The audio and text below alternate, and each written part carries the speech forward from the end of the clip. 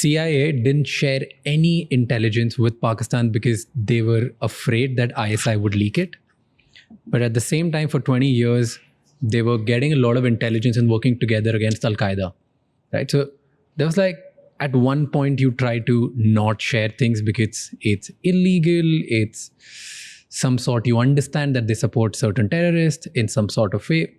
And then at the other side, you share intelligence. And still till date, there's no clear, are they ally or are they an enemy?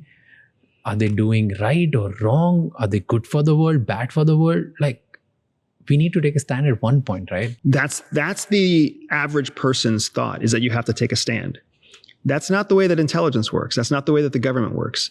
Once you take a stand, once you make a statement, then you are at risk of being a hypocrite. You are at risk of looking like you're going back on your word.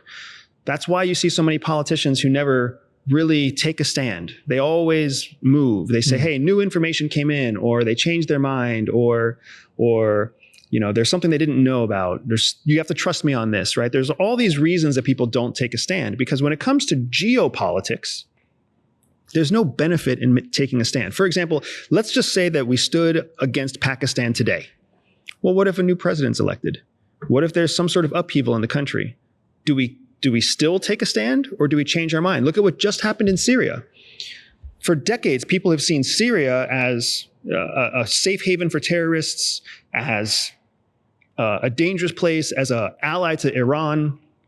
And then there was a uprising, a new government took over, and people there was about a year and a half where people weren't really sure, should we support this new government or shouldn't we support this new government? And now we're seeing more support for the government, but only after we saw continued attacks.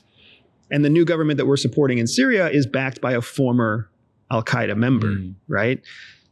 The world is a dynamic place, so you don't want to take a final stance. You want to do whatever's in your temporary best interest at any given time.